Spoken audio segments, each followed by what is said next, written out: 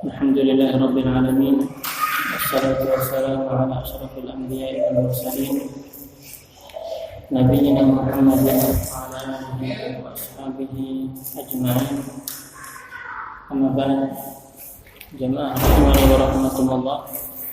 Kita bersyukur kepada Allah Subhanahu wa taala yang telah mengembalikan kita untuk bisa hadir lagi setelah beberapa hari yang lalu sempat libur. Kita bersyukur kepada Allah Subhanahu wa taala yang telah diberikan kesehatan dan kesempatan bisa hadir di majelis ini lagi. Semoga apa yang kita lakukan sekarang ini dinilai sebagai ibadah yang diterima di sisi Allah Subhanahu wa taala. Sebagai pengamalan dari hadis Rasulullah sallallahu alaihi wasallam, talabul ilmi fardhatun 'ala kulli muslimin. Menuntut ilmu agama itu merupakan kewajiban atas setiap muslim. Dan dalam kajian kesempatan ini kita telah memasuki hak yang kelima dari hak-hak yang dibenarkan oleh Islam dan sesuai dengan syariat atau sesuai dengan fitrah. Jadi kalau kita ingin kembali kepada fitrah kita, maka kita melaksanakan hak-hak yang disebutkan dalam kitab ini. Dan ini telah kita terjemahkan, sudah diterjemahkan dan ditulis di kertas. Jamaah rahimani wa rahimakumullah, ada baiknya kita kembali mengulang apa itu hak yang pertama, kedua dan seterusnya. Untuk murajaah saja, sekedar mengingat. Hak yang pertama yaitu hak yang paling besar, yaitu hak kepada Allah. Jadi kewajiban seorang hamba kepada Allah Subhanahu wa taala, yaitu hanya beribadah kepada Allah dan jangan berbuat syirik atau jangan menyekutukan Allah dalam ibadahnya. Dan ini merupakan tujuan diciptakannya kita, bangsa jin dan bangsa manusia. Allah tidak menciptakan jin dan manusia kecuali untuk beribadah kepada Allah. Dan dengan tujuan inilah Allah menciptakan langit dan bumi, mengutus para rasul, menurunkan kitab-kitabnya.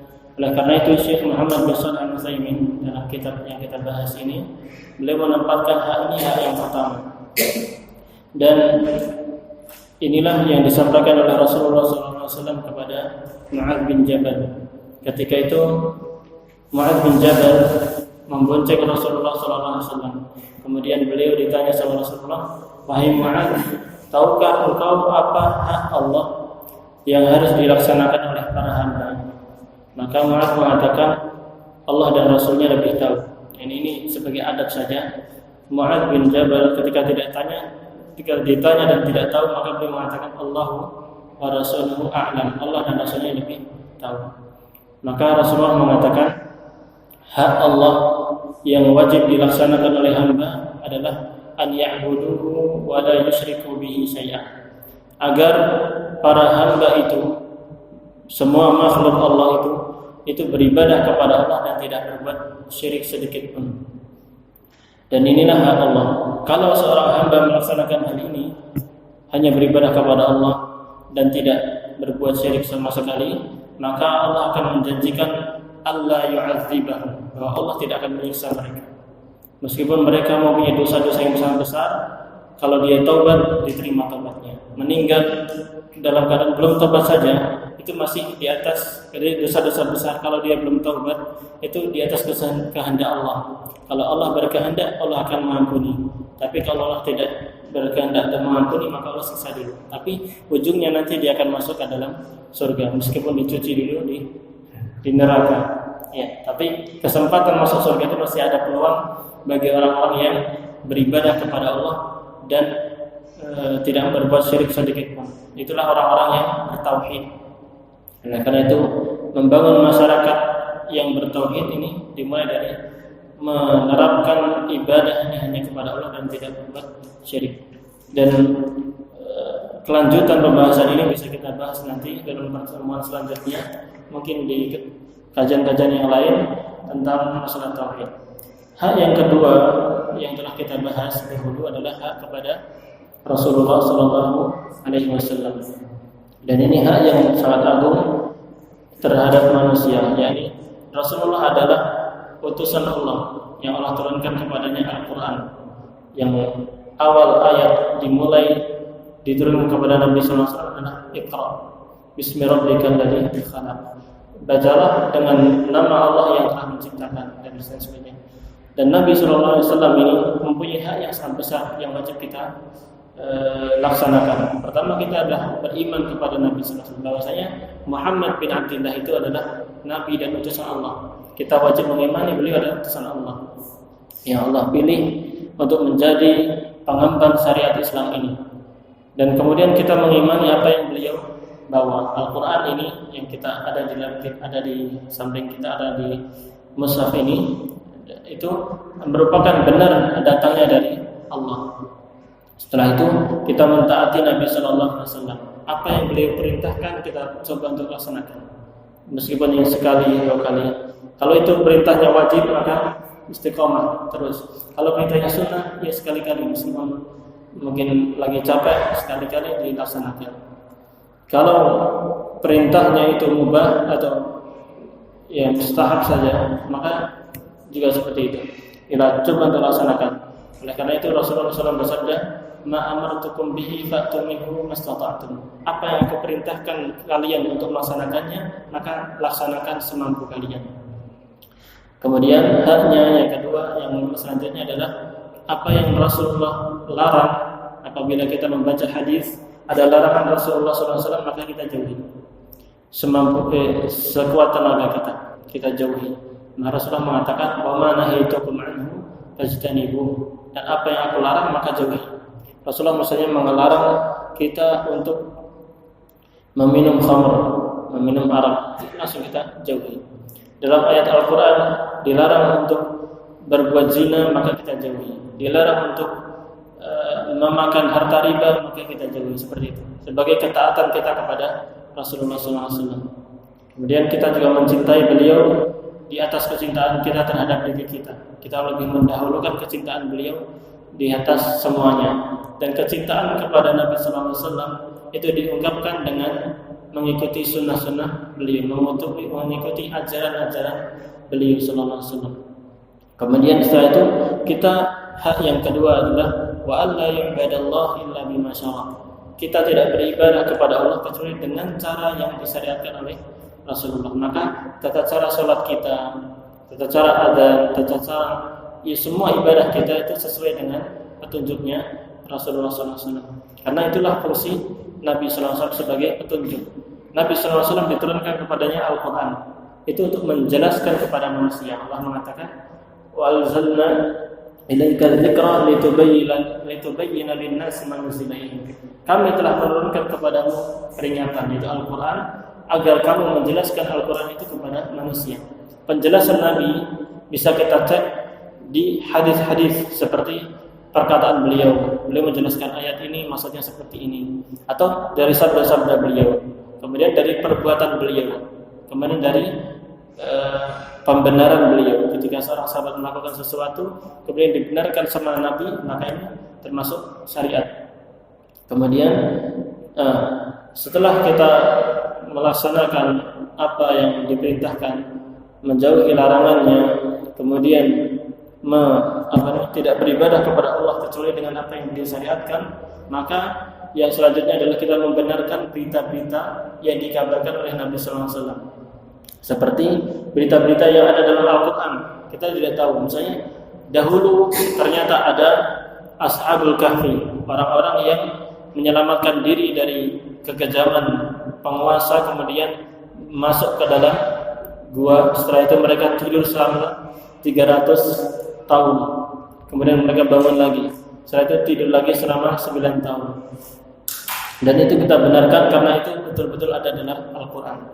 Sama kalau kita mendapati kisah-kisah dalam hadis, misalnya tentang kejadian atau tanda-tanda hari kiamat, bahwasanya besok akan turun Dajjal. Nabi Isa beliau masih hidup, kemudian beliau akan turun nanti untuk memenggal salib, membunuh Dajjal. Maka kita benarkan karena hadisnya sahih. Makanya pembacaan hadis, sekarang kita sudah mulai membaca buku silsilah hadis sahihah, dan itu pembahasan yang sekarang adalah tentang fitnah dan tanda-tanda hari kiamat. Maka semua berita-berita yang beliau bawa, maka kita imani, kita benarkan, dan tidak kita dustakan sama sekali. Selanjutnya kemudian kita membahas tentang hak kedua orang tua. Hak kedua orang tua itu sangat besar. Kita berbakti kepadanya. Intinya adalah kita berbakti kepadanya dan mengerahkan segala kemampuan kita untuk membantu orang tua. Kalau orang tua sudah meninggal, maka kita doakan dengan doa yang baik. Yaitu doa yang baik adalah Rabbighfirli wa liwalidayya warhamhuma kama rabbayani shaghira. Ya Allah, sayangilah, ampunilah aku dan ampunilah kedua orang tuaku, dan sayangilah keduanya sebagaimana keduanya telah merawatku di saat kecil. Nah, itu doa yang sangat bagus.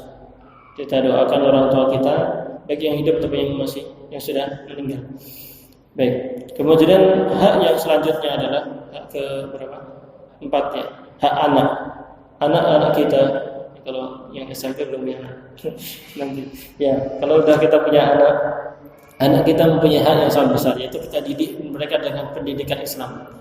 Itu yang sangat lebih utama. Sebagaimana kita memberikan nafkah kepada mereka, kebutuhan makanan, sandang, pangan, papan, maka kita juga mempunyai kewajiban untuk mendidik mereka agar mereka beribadah dengan yang baik, akhlak yang baik, dan bisa mempunyai kehidupan yang baik. Kita ajarkan keterampilan kepada mereka, tidak apa-apa, tapi yang utama adalah pemahaman agamanya. Baik, kemudian masuk ke hak yang 5, yaitu hak yang kita bahas sekarang. Baik, ini mencakup yaitu hak sanak keluarga atau kerabat. Kerabat di sini dijelaskan sama Syekh Muhammad bin Shalih Al-Utsaimin, lil qaribi alladhi yattasilu bika fil qarabah kal akhi wal ammi wal khali wa auladihim wa kullu man yantami ilaika bi silatin falahu haqqu hadhihi al qarabah. Jadi kerabat, siapa itu kerabat? Kerabat itu disebutkan oleh Syekh Muhammad bin Shalih Al-Utsaimin yang mempunyai ikatan kekerabatan, yaitu seperti saudara, baik saudara laki-laki, saudara perempuan, kakak kita, adik kita, itu punya kerabat. Al-am itu paman dari jalur ayah, Al-khal itu paman dari jalur ibu, atau bibi atau bule. Itu semuanya kerabat atau anak-anak mereka. Sepupu, keponakan itu termasuk anak-anak mereka, dan itu termasuk kerabat. Maka kerabat ini mempunyai hak yang harus kita laksanakan. Bagaimana kita bermuamalah, kita berinteraksi kepada adik kita, kakak kita, paman kita, bibi kita, ya, atau keponakan kita. Maka Islam mengajarkan hal ini. Islam memberikan hak-hak mereka. Allah Subhanahu wa taala berfirman, "Wa ati dzal qurba haqqahu." Dan berilah haknya orang-orang kerabat, dan berikanlah kepada kaum kerabat hak-hak mereka. Apa itu hak mereka? Nanti akan dijelaskan sama Syekh Muhammad bin Shalih Al-Utsaimin. Ayat yang kedua adalah ayat yang mencakup hak yang telah kita sebutkan, mencakup hak Allah, hak kedua orang tua, dan hak kerabat. Coba kita perhatikan, wa'budullaha wa la tusyriku bihi syai'an wa bil walidaini ihsana wa bidzil qurba. Di sini Allah memerintahkan, dan beribadah kalian kepada Allah, sembah Allah, dan jangan berbuat syirik, jangan menyekutukan dengannya sesuatu pun. Jangan beribadah kepada Allah atau jangan beribadah kepada selain Allah. Beribadah hanya kepada Allah dan jangan beribadah kepada selain Allah. Wabil walidaini ihsana, dan berbuat baiklah kalian kepada kedua orang tua. Kemudian Allah mengatakan wabidzil qurba, dan kepada kerabat. Maka wajib bagi setiap kita untuk memperhatikan kerabat kita. Apa ini? Akan dijelaskan sama Syekh. Fayajibu ala kulli qaribin an yasila qaribahu bil ma'ruf. Maka wajib seorang muslim untuk menyambung saudara kerabatnya dengan silaturahim, dengan cara yang baik, bibadlil jah, dengan memberikan manfaat kedudukannya. Kalau dia mempunyai jabatan yang tinggi, bantu saudara-saudaranya, atau mempunyai kedudukan yang lain, bantulah saudara-saudara kita. Apa yang kita miliki, berikanlah kepada kerabat kita. wan naf'ul badani, dan manfaat badan, seperti saudara kita membutuhkan untuk dibantu misalnya memperbaiki rumahnya, kita bantu rumahnya dan lain sebagainya. Wan naf'ul mali, dan manfaat harta, berikanlah kepada mereka harta yang kita miliki, yang kita sisa harta kita berikanlah kepada saudara kita. Misalnya saudara kita adalah orang miskin, tidak mampu, atau dia mempunyai kebutuhan yang sangat banyak, maka kita bantu. Kita sisihkan harta kita, infakkan kepada saudara. Kalau kita menginfakkan harta kepada orang lain yang bukan kerabat, maka pahalanya hanya satu, itu pahala infak saja, sedekah. Tapi kalau kita menginfakkan harta kita, kita berikan harta kita kepada saudara, maka pahalanya dua. Pertama, pahala sedekah, dan kedua adalah pahala menyambung silaturahim. Ini pahalanya sangat besar. Baik.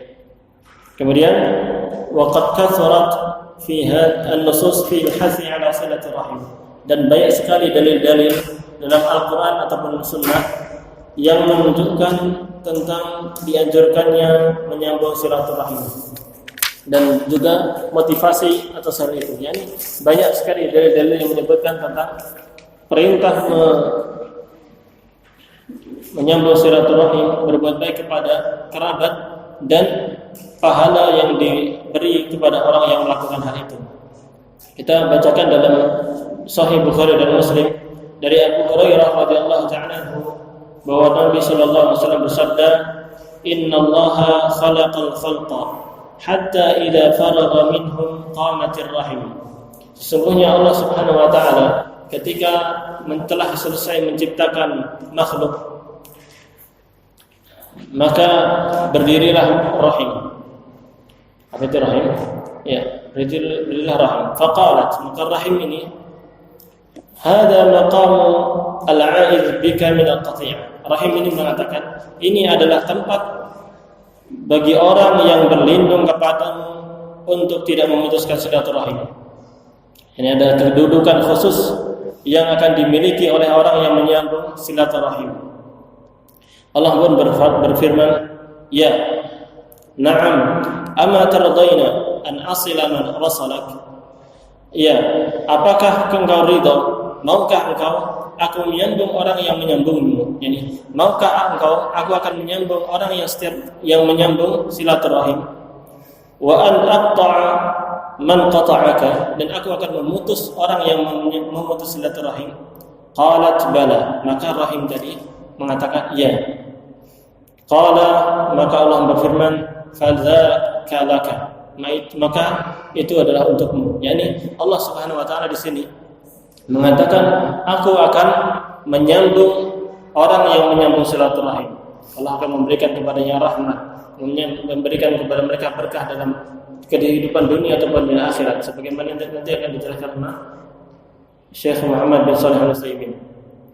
Dan Allah juga akan memutus orang yang memutus silaturahim, orang yang tidak mau bertegur sapa kepada saudaranya gara-gara rebutan warisan atau sebagainya, maka Allah akan putus. Kemudian putus dia dari rahmat Allah Subhanahu wa taala. Kemudian dalam hadis ini Rasulullah SAW membacakan atau mengatakan, "Iqra'u in syi'tum." Kalau kamu mau, silakan baca ayat Allah Subhanahu wa taala dalam surat Muhammad, "Fa hal 'asaytum in tawallaitum an tufsidu fil ardi wa tuqatti'u arhamakum. Ulaika alladziina la'anahumullah fa asammahum wa a'ma absarahum." Apakah kiranya jika kamu berkuasa, kamu akan membuat kerusakan di bumi dan memutuskan hubungan kekeluargaan? Mereka itulah orang-orang yang dilaknati Allah, dan ditulikannya telinga mereka, dan dibutakannya penglihatan mereka. Coba kita perhatikan dalam ayat ini, Rasulullah SAW berdalil tentang dosanya orang yang memutuskan silaturahim. Coba, yaitu kalau orang antufsidu fil ard, kalau kalian berbuat kerusakan di bumi ini, baik dengan kemaksiatan ataupun kerusakan secara fisik, dan kalian tuqatti'u arhamakum, kalian memutus hubungan silaturahmi kalian, maka Allah mengatakan, ulaika alladziina la'anahumullah, Mereka lah orang-orang yang dilaknat sama Allah. Orang kalau sudah dilaknat sama Allah, artinya mereka akan jauh dari kasih sayang Allah, dijauhkan dari rahmat Allah. Ini dosa sangat besar. Ini menunjukkan memutus tali silaturahim ini sangat besar dosanya dan termasuk dosa-dosa besar. Fa asammahum wa a'ma absarahum. Maka Allah akan menulikan mereka dan membutakan penglihatan mereka, sehingga mereka tidak bisa mendengar nasihat-nasihat dan tidak bisa melihat kebenaran yang ada di depan mereka. Nabi sallallahu alaihi wasallam juga bersabda, "Man kana yu'minu billahi wal yawmil akhir falyasil rahimah." Siapa yang beriman kepada Allah dan hari akhir, maka hendaklah dia menyambung silaturahim. Maka konsekuensi iman, kalau seseorang mengaku dia beriman kepada Allah dan hari akhir, maka hendaklah dia menyambung silaturahim. Saudara-saudaranya disambung lagi silaturahim. Meskipun mereka memusuhi kita tetap berbuat baik kepada mereka. Kemudian Syekh dalam buku ini Syekh menjelaskan keadaan manusia. Ini dalam masalah berbakti atau berbuat baik kepada kerabat, ada berbagai macam manusia. Yani ada yang baik, ada yang buruk. Saya mengatakan wa katsirun minan nas mudayyi'una li hadzal haqq mufarrituna fihi. Dan banyak manusia yang mengabaikan hal ini. Ini tidak memperhatikan hal ini. Mereka tidak berbuat baik kepada kerabatnya, kepada saudaranya, kakaknya, adiknya, pamannya, anak pamannya, bibinya atau yang lainnya, kerabat. Tajidul wahida minhum la ya'rifu qarabahu bisilah la bil mal wala bil jah wala bil haqq. Sehingga kita bisa menyaksikan sebagian manusia mereka tidak mengenal saudaranya. Ini tidak mengenal silaturahim terhadap saudaranya. Mereka tidak mau membantu saudaranya dengan harta, dengan kedudukan ataupun dengan akhlak yang baik. Akhlak yang baik. Wa tamdil ayyam wa shuhur ma ra'ahum wa la qama bi ziyaratihim wa la tawaddada ilaihim bi hadiyah. Telah berlalu hari-hari demi hari, bulan demi bulan, mereka tidak mau melihat saudara-saudaranya dan tidak pula mengunjunginya, tidak berkunjung ke rumahnya. Ini sebagian orang bisa seperti ini. Wala tawaddada ilaihim bihadiyah, dan tidak pula menyambung atau menimbulkan kecintaan terhadap kerabatnya dengan hadiah. Ini tidak memberikan hadiah kepada kakaknya atau adiknya atau pamannya atau bibinya atau keponakannya. Wala daf'a anhum daruratan aw hajah, dan tidak pula dia mau menolong saudaranya di saat terjadi musibah ataupun mereka membutuhkan. Bal rubbama asa ilaihim bil qaul aw bil fi'l aw bil qaul wal fi'li jami'an yasilul ba'id wa yaqta'ul qarib. Bahkan sebagian manusia dia tidak mau berbuat baik kepada saudaranya, bahkan dia malah berbuat jelek kepadanya dengan perkataan, dengan dalam caci maki atau dengan berkata perkataan yang menyakiti hati kakaknya, adiknya atau pamannya atau kerabatnya. Au bil fi'l, atau dengan perbuatannya, dengan melakukan perbuatan-perbuatan yang bisa mengganggu saudara-saudaranya. Ini sebagian manusia ada yang seperti ini. Maka saya mengatakan di sini enggak bagus yang seperti ini. Jangan kita tiru orang-orang yang seperti ini. Dia yasil ba'id wa yaqta'ul qarib. Kadang ada seseorang yang dia menyambung silaturahim, berbuat baik kepada orang yang jauh, tapi tidak berbuat baik kepada saudara. Sama teman-temannya dia baik, tapi sama adiknya, kakaknya malah berbuat jelek. Ini perbuatan yang tidak baik. Dan Islam melarang hal ini. Islam mengajarkan kita untuk berbuat baik kepada siapapun. Kepada kerabat lebih ditekankan lagi. Kalau kepada teman saja kita diperintahkan untuk berbuat baik, maka kepada kakak ataupun adik ini lebih ditekankan. Wa minan nas, kemudian macam orang yang kedua saya mengatakan wa minan nas man yasilu aqaribahu in wasaluhu wa yaqta'uhum in idza qata'a. Sebagian manusia dia menyambung silaturahim kepada saudaranya jika saudaranya juga menyambung silaturahim, dan dia memutus tali silaturahim jika saudaranya memutus tali silaturahim. Yani kalau saudaranya, kakaknya atau adiknya berbuat baik kepada dia, dia berbuat baik. Tapi kalau mereka berbuat jelek, dia pun juga berbuat jelek. Nah, seperti ini kurang bagus juga. Kurang bagus. Mestinya yang disyariatkan adalah kita berbuat baik kepada semua orang, apalagi kepada kerabat lebih ditekankan, meskipun mereka berbuat jelek kepada kita. Hendaknya kita membalas kejelekan itu dengan kebaikan. Wa hadza laisa biwasil fil haqiqah. Dan ini hakikatnya bukan orang yang menyambung silaturahim. Ya, kita tahu namanya menyambung itu berarti awalnya putus, kemudian kita sambung. Seperti itu kan. Adapun kalau memang sudah bersambung, maka ini bukan menyambung. Namanya ya biar saja memang membiarkan apa yang sambung biar tersambung, tapi tidak menyambung. Maka saya mengatakan wa hadza laisa biwasil. Dan hakikatnya ini bukan orang yang menyambung silaturahim. Jadi orang yang apabila saudaranya menyambung silaturahim, kemudian dia juga menyambung silaturahim. Kemudian kalau saudaranya memutuskan silaturahim, dia juga memutuskan silaturahim, maka ini hakikatnya bukan orang yang menyambung silaturahim. Wa innama huwa mukafi'un bil ma'ruf. Namun dia hanya orang yang membalas kebaikan. Bimisli. Ya. Fa innal mukafa'ah la takhtassu bil qarib. Dan yang namanya berbuat yang serupa itu bukan termasuk menyambung silaturahim. Wal wasil haqiqah. Dan ini orang yang sebenarnya menyambung silaturahim huwa alladhi yasilu qarabatahu lillah. Jadi ini sikap yang benar. Orang yang dikatakan menyambung silaturahim ini adalah orang yang menyambung silaturahim kepada saudaranya, kerabatnya hanya untuk Allah. Ikhlaskan hanya untuk karena Allah.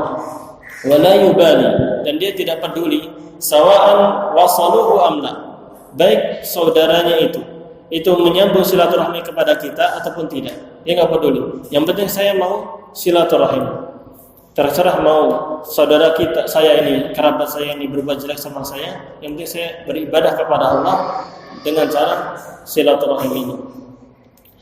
Kama fi sahih Bukhari. Ini dalilnya yang beliau jadikan dalil dalam hal ini adalah hadis dari Sahih Bukhari dari Abdullah bin Amr bin Al-As, bahwasanya Nabi sallallahu alaihi wasallam berkata, "Laisal wasilu bil mukafi." Orang yang menyambung silaturahim itu bukanlah orang yang mukafi. Apa itu orang mukafi? Yaitu orang yang membalas kebaikan dengan kebaikan yang serupa. Ini orang yang silaturahim itu bukan orang yang bukan orang yang dia menyambung silaturahim kalau saudaranya juga menyambung silaturahim. Maka ini namanya berbuat baik. Ini membalas kebaikan dengan kebaikan. Orang berbuat baik kepada kita balas. Ini bukan orang menyambung. Orang menyambung itu kata beliau adalah walakin al-wasil alladhi idza qata'ta rahimahu idza quti'at rahimuhu wasalah. Namun orang yang dikatakan menyambung silaturahim adalah orang yang apabila diputus silaturahim dia, maka dia menyambungnya. Yani apabila saudaranya berbuat jelek kepada dia, enggak mau ketemu atau bahkan memusuhi dengan pemusuhan yang sangat sengit, baik dengan perkataan ataupun perbuatan, dia tetap silaturahim, dia nyambung. Jadi saudaranya memutus dia, enggak mau berbuat baik kepada dia, tapi dia tetap nyambung. Namanya ini baru al-wasil, penyambung silaturahim yang sebenarnya. Maka ini yang dianjurkan dan yang pahalanya sangat besar seperti ini. Dan ini butuh latihan karena ini sangat mungkin berat bagi kita, karena orang berbuat jelek sama kita, kalau kita berbuat baik kepada dia, maka ini sangat berat. Tapi kalau kita latihan, insyaallah akan mudah.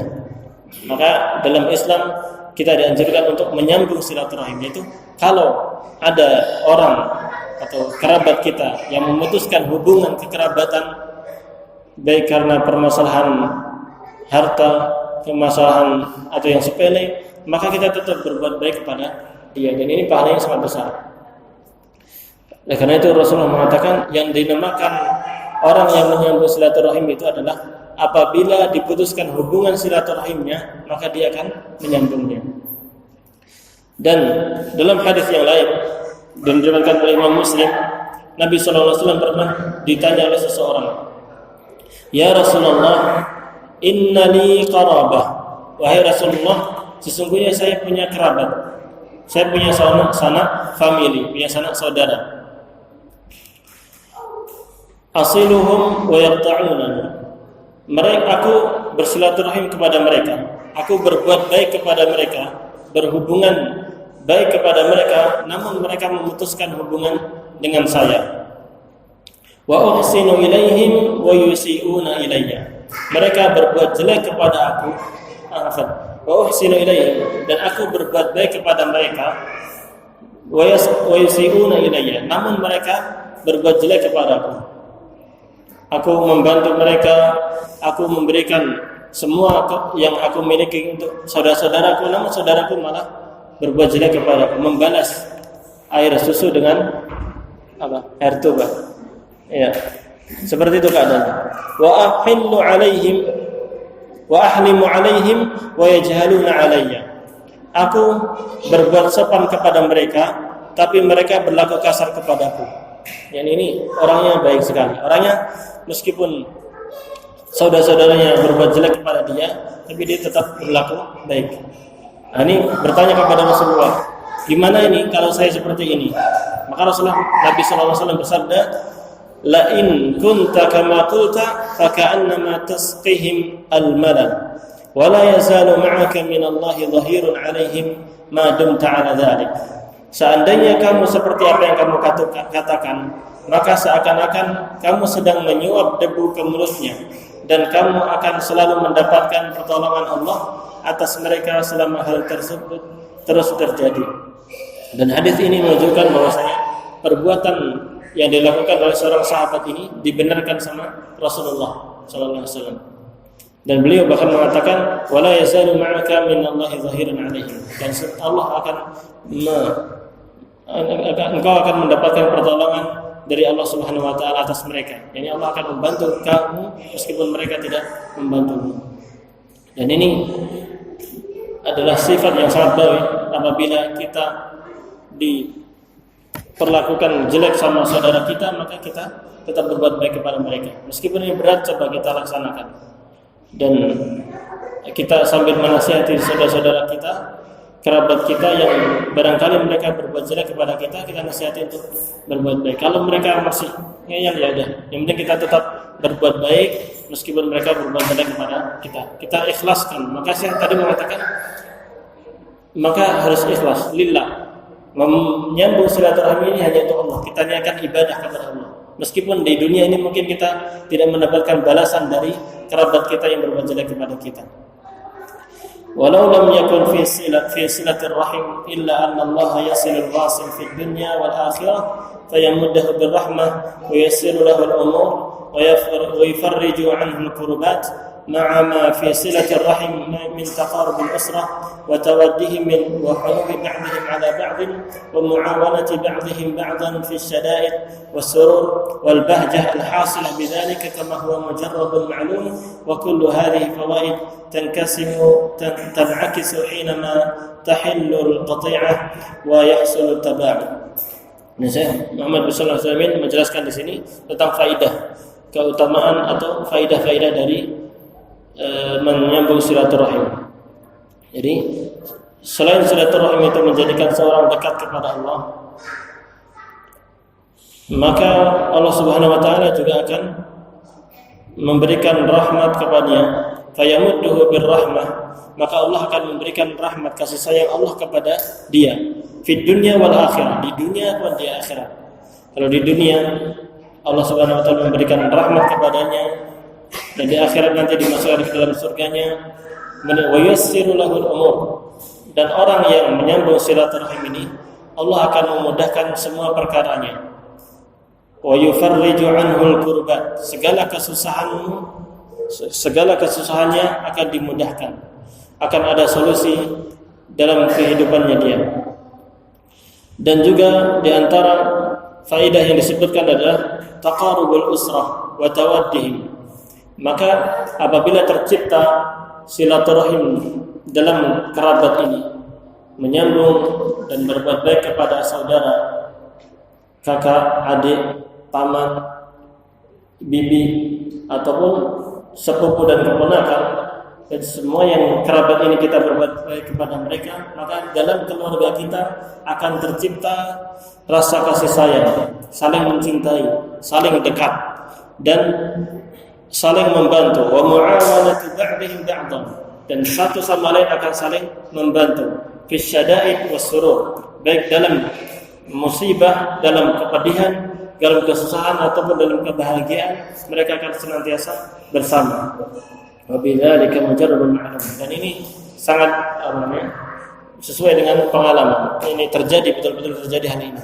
Wa kullu hadhil fawaid, dan faidah-faidah ini, manfaat-manfaat dari silaturahim ini tan'akisu, akan berbalik ketika tahillul qati', terjadi pemutusan silaturahim, wa yahsulut taba'ud, dan dengan putusnya silaturahim maka akan terjadi saling menjauh.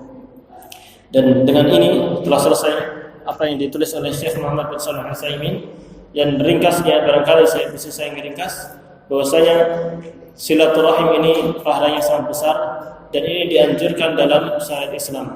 Dan dengan kita menyambung silaturahim, berbuat baik kepada kerabat kita, maka akan mendapatkan kasih sayang dari Allah Subhanahu wa taala, dan dimudahkannya segala urusan kita, dan juga akan tercapai keharmonisan dalam keluarga kita, sehingga tercapailah apa yang dicita-citakan oleh setiap pasangan suami istri, keluarga yang sakinah, mawaddah, warahmah, keluarga yang penuh dengan ketenangan, rasa cinta dan kasih sayang.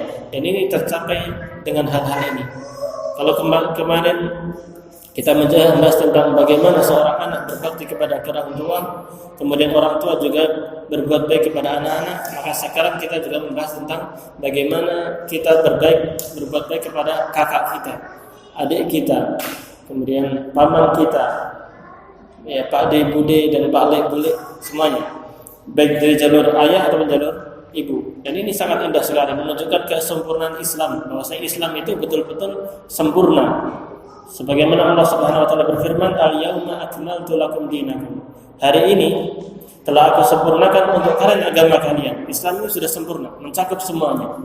Tinggal kita mempelajarinya dengan baik sehingga kita tahu seperti ini, bagaimana Islam mengatur keluarga, bagaimana Islam mengatur seorang diri muslim berkeluarga, bertetangga, bermasyarakat, bernegara, ataupun hal-hal yang lain yang berkaitan dengan ibadah akidah.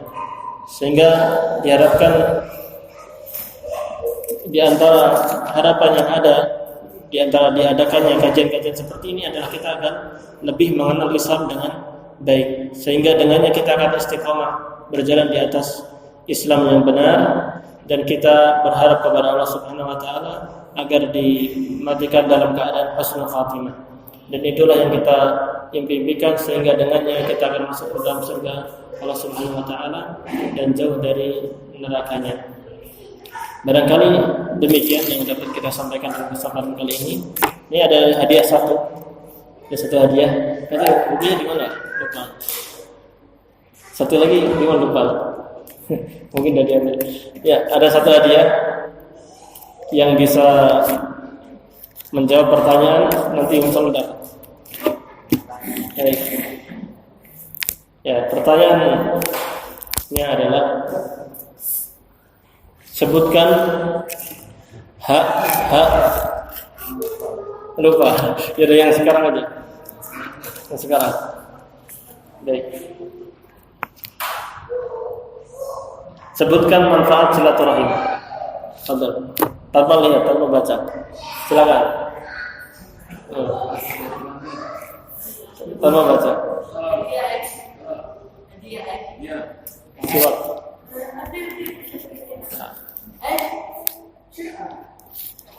Ma hiya fawaid silaturahim?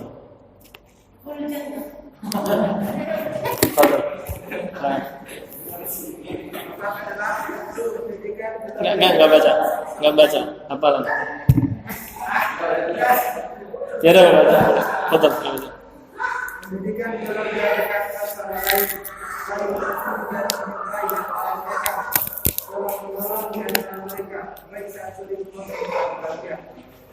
Ya, ada lagi? Ya udah, insyaallah. Betul. Lagi dua. Baik. Sekian barangkali. Nggak ada pertanyaan kan? Ya. Baik, kita akhiri. Insyaallah pada kesempatan selanjutnya kita masuk ke hak yang kelima, yaitu hak yang keenam, kalau nggak salah hak kepada tetangga. Baik, kita akhiri dengan doa kafaratul majelis. Subhanallahumma wa bihamdika asyhadu an la ilaha illa anta astaghfiruka wa atubu ilaik. Assalamualaikum warahmatullahi wabarakatuh.